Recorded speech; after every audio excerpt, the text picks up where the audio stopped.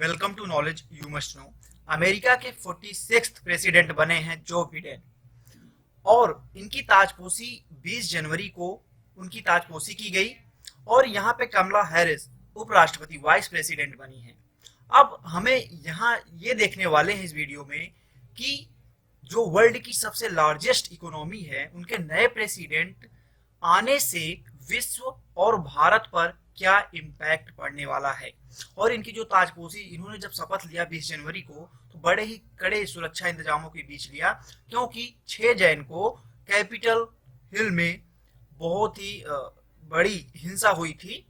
तो उसको देखते हुए तो यहाँ पे देखो, यहाँ पे देखते हैं कि आगे क्या हुआ था। देखो, लोग इस चीज का इंतजार कर रहे हैं कि जो जो बिडेन है, इनकी जो अंतरराष्ट्रीय नीति क्या होगी, वैश्वीकरण पर, ग्लोबलाइजेशन पर इनका प्रभाव क्या पड़ेगा। वैसे बिडेन ने अमेरिका इज बैक मतलब इसका स्लोगन दिया है, लेकिन कुछ लोग इसे मतलब पूर्व ट्रंप युग जैसे बोलते हैं। ट्रंप युग के जो पहले का समय था उस टाइम पे भी डेमोक्रेट्स की गवर्नमेंट थी। तो बहुत सारे लोग ये कह रहे हैं कि पूर्व ट्रंप युग जो था, मतलब जिसमें अमेरिका विश्व की जो परिस्थितियां होती थी उसमें एक्टिव रोल निभाता था। जैसे क्लाइमेट चेंज हो गया, उसमें पेरिस एग्रीमेंट में उसने पार्टिसिपेट किया था। बहुत सारी चीजों में उसने एक्टिव रोल निभाया था। और देखो, जीतने के बाद इन्होंने ये भी एक प्रस्ताव रखा हुआ था जो बिडेन ने, कि अमेरिका की जो इकोनॉमी है इसको बूस्ट करने के लिए कम से कम 1.9 ट्रिलियन डॉलर इसकी मतलब बात कही है कि इसको डोमेस्टिक इन्वेस्टमेंट किया जाए, लोगों को दिया जाए, ताकि वो लोग क्या कर सके, ताकि इसकी वजह से जो अमेरिका की इकोनॉमी है वो बूस्ट हो सके। देखो, लिव मिंट में भी एक आर्टिकल आया, what will Biden era mean for the world and India. अब देखो, इंडिया के अप्रोच से दोनों देश एक दूसरे के लिए जो रणनीतिक साझेदार होता है, स्ट्रेटेजिक पार्टनरशिप होता है, उसके लिए बहुत ही इंपॉर्टेंट है एक दूसरे के लिए दोनों देश। और बहुत ही विश्लेषकों मतलब जो एनालिसिस्ट होते हैं उनका भी कहना है कि जो संबंध है उतना ज्यादा तनावपूर्ण नहीं होगा। ठीक है, उतना ज्यादा स्ट्रेन नहीं होगा दोनों देशों के बीच में। और जो चीन के खिलाफ जो गठबंधन है उसे बने रहने की संभावना भी है, जिसमें आप लोग ये देख सकते हो कि अभी जैसे क्वाड प्लस ग्रुप जो है, जिसमें इंडिया, जापान, ऑस्ट्रेलिया और यूनाइटेड स्टेट अमेरिका शामिल है, इनके बने रहने की संभावना है। और इनको और ज्यादा बूस्ट करने की भी संभावना है कि इस पे और भी ज्यादा फोकस किया जा सकता है, क्योंकि जो अमेरिका है वो अभी इस टाइम पे वर्ल्ड की सुपर पावर है और वो बने रहना चाहेगा, ऐसा नहीं है। तो जो चाइना का थ्रेट है, जो चाइना अभी वो भी सेकंड लार्जेस्ट इकोनॉमी है, तो उसको देखते हुए ये ग्रुप जो है आगे भी बहुत आगे स्ट्रेटेजिक तरीके से ये आगे बूस्ट हो सकता है। तो यहाँ पे ये चीजें, और जैसे G7 हो गया, G7 का भी एक महत्वपूर्ण रोल अदा कर सकता है चाइना को काउंटर करने के लिए। देखो, यहाँ पे नरेंद्र मोदी जी की ट्वीट है कि कांग्रेचुलेशन टू कमला हैरिस, है ना। उन्होंने जो बिडेन को भी बधाई दिया था, और उन्होंने कहा कि जो इंडिया यूएस की जो स्ट्रेटेजिक पार्टनरशिप है, इसमें हम मिलकर आगे इसको और भी ज्यादा मजबूत करेंगे साथ में मिलकर। और जो भी चैलेंजेस हैं इंडिया और अमेरिका के बीच में, उसको आगे और भी आगे उसको देखा जाएगा। तो देखो, इंडिया की जो उम्मीद है, इंडिया की देखो, यहाँ पे आप लोग डिफेंस में देख सकते हो कि जैसे 2016 हो गया है ना, जैसे इसमें लेमोवा की यहाँ पे हुआ था, है ना, logistic exchange memorandum of agreement. और फिर कामकोसा, ये 2018 में एग्रीमेंट साइन हुआ था।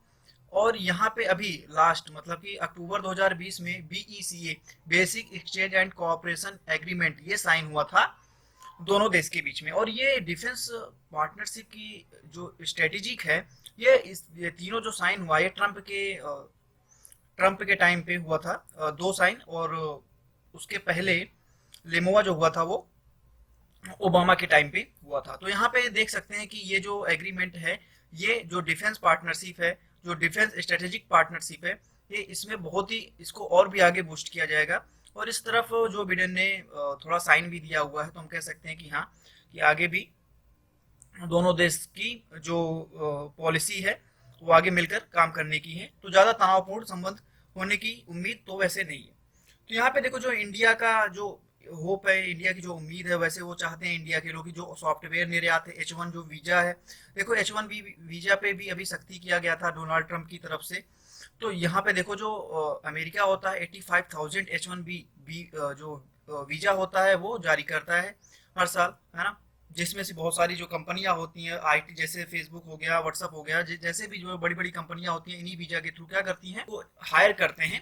तो वो H1B वीजा की वजह से वहां पे जाते हैं। देखो 65,000 इसमें से क्या होते हैं कि जो स्किल के बेस्ट पे जाते हैं, जो जॉब के थ्रू वहां पे जाते हैं, ठीक है। और बाकी जो भी हैं, जो बचे हुए हैं ना 85,000 में, तो वो क्या होते हैं, वो एजुकेशन के थ्रू, इसी वीजा के थ्रू वहां पे जाते हैं।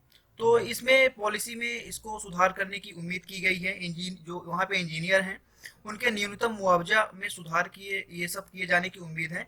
और ये सब ट्रंप के टाइम पे थोड़ा डिस्करेज किया गया है, तो इसको शायद इसको सुधारने की भी उम्मीद की जा सकती है।